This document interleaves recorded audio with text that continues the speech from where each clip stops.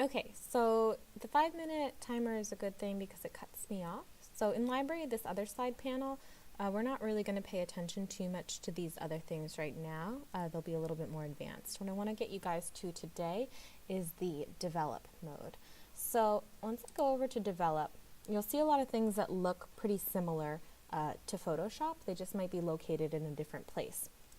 The majority of all the tools you're going to need are over here on the right.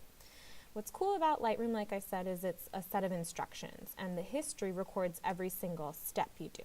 So say I wanted to adjust, here's more what your screen probably looks like, and they kind of put it in order of what you'd probably want to do first. First, you probably would want to adjust the white balance, then maybe your exposure, contrast, highlights, etc. So maybe I want to add a little more, maybe I think it's a little overexposed. So I'm just going to take the exposure down just a little bit, maybe try and saturate those colors a little bit more, and you can see my histogram shifting accordingly up the top, and it's giving me warnings saying I'm losing some of my color gamut. Okay, so maybe I just want to bring it down like just a quarter of a stop. And you can see here, it recorded those 2 steps I did. So I can just, you know, go back and clear that, or of course you can Control Z. And Control Z again if you want to get rid of it. What's really neat, so maybe I've adjusted the exposure on this one, but my whole shoot was off, you know? Like I had my f-stop wrong or my shutter speed wrong, so that when I go to this image, I really want to adjust the exposure too. All I need to do is click Previous.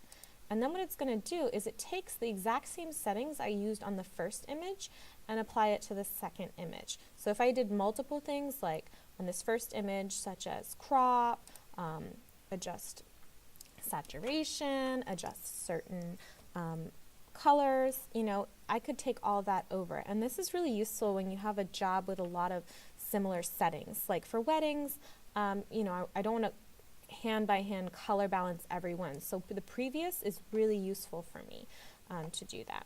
So I'd like for you today to kind of experiment with a couple things, and I'll start that in the video. We're going to show you a few basic editing things that I want you to do to the images, and then I'm going to have you export them.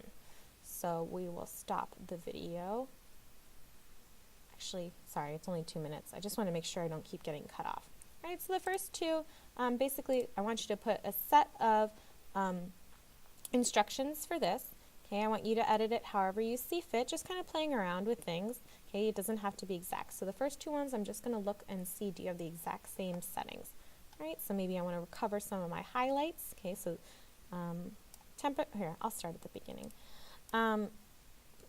White balance, so you can do as shot. You could do a custom white balance. If it was in raw, you could actually pick tungsten, fluorescent, shade, things like that. Auto, it'll do its own thing, but I usually like to start with as shot, and then I'll tweak it till it looks about right for my personal preferences. So you have your blue, yellow, and then you have your green, magenta. Exposure, obviously you guys know that. Contrast, you guys know that. I never really touch contrast. I prefer to work with the highlights and shadows directly. So maybe I want to bring back some detail in my highlights. Okay, so I'll bring that down. Maybe I want to pull out some detail in my shadows, so then I would mess with my shadows. See, it's only affecting my shadow values and trying to leave my midtones and my highlights alone. Okay, so basically mess with some of these settings in the first one, then I just want you to go to the second one and say previous so that it applies the exact same settings. Okay, this third one, I want you to experiment with the crop feature. Okay, and what's cool about the crop feature is it's not just crop, but it's also a rotation. So I want you for the third image to just crop it in a different composition. Okay, and you can press enter, and like you can see, if you went to the next one, you would say previous, and see it does the exact same thing. So I'm going to Control Z that. Okay, so the third image, I want you to show me that you know how to use the crop features. So the first 2, play around with exposure and all that good stuff. Okay, the image of the statue, I want you to crop it. All right, and I'm going to stop the video there so that you can move on.